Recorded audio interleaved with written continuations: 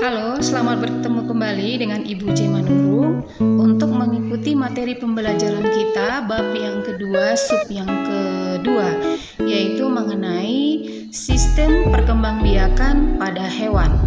Nah, mudah-mudahan anak-anak kami bisa memahami atas materi melalui video yang akan Ibu sampaikan. Terima kasih.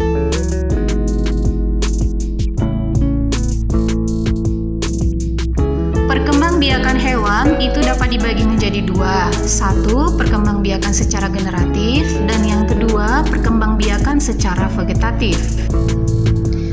Perkembangbiakan secara generatif yaitu perkembangbiakan secara kawin. Terjadi pembuahan dengan cara peleburan sel kelamin jantan ataupun sperma dengan sel kelamin betina ataupun ovum atau yang sering juga disebut dengan sel telur. Individu yang dihasilkan dari perkembangbiakan secara generatif itu memiliki sifat perpaduan dari kedua induknya. Nah, perkembangbiakan hewan secara generatif itu terdiri dari tiga. Yang pertama, ovipar. Ovipar itu adalah perkembangbiakan hewan dengan cara bertelur.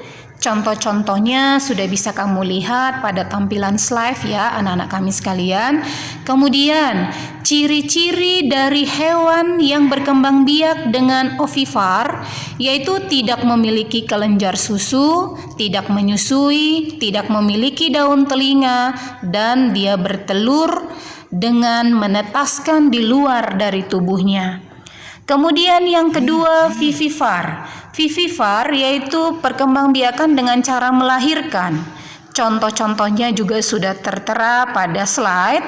Lalu ciri-ciri dari vivipar memiliki kelenjar susu, pasti menyusui, memiliki daun telinga, lalu penutup tubuh berupa rambut. Dan yang ketiga, ovovivipar yaitu bertelur dan melahirkan. Contoh-contohnya sudah tertera pada slide ya anak-anak kami sekalian.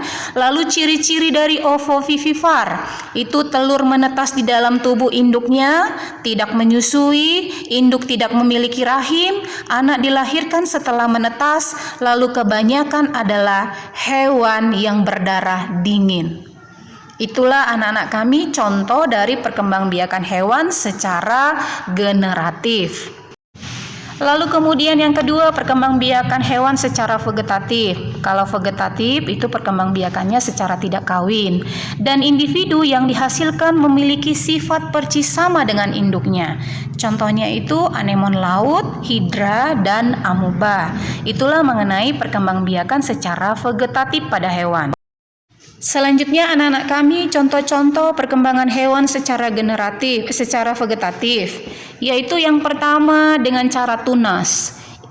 Artinya individu baru tumbuh dari tubuh induknya. Coba kamu lihat di situ perkembangbiakan tunas itu contoh pada hidra ya.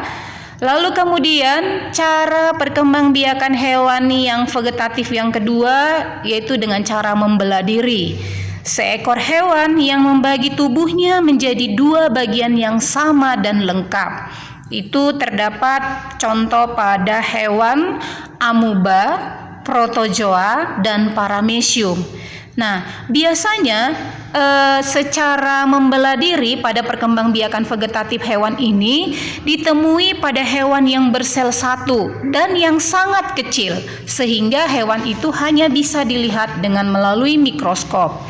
Dan hewan tersebut dapat dilihat tadi Ibu katakan dengan cara mikroskop itu disebabkan karena hewan itu sangat kecil sekali bentuknya. Coba kamu lihat di situ siklus perkembangbiakan pada amuba. Ya, ada satu ekor amuba, lalu amuba itu membelah diri menjadi dua bagian yang sama, sehingga amuba itu sekarang menjadi dua ekor amuba. Dan yang ketiga, dengan cara fragmentasi. Apa itu fragmentasi? Yaitu menumbuhkan individu baru dari potongan tubuh induknya. Contoh hewan yang mengalami perkembangbiakan vegetatif dengan cara fragmentasi itu terjadi pada planaria, cacing pita, cacing pipa, dan cacing annelida dan juga bintang laut. Ya, kamu bisa lihat pada planaria ya dengan cara fragmentasi. Ada satu planaria, kemudian dia menumbuhkan individu baru dari potongan tubuh dari induknya. Demikian anak-anak kami video pembelajaran yang Ibu berikan. Mudah-mudahan kamu bisa memahami atas materi yang Ibu sampaikan.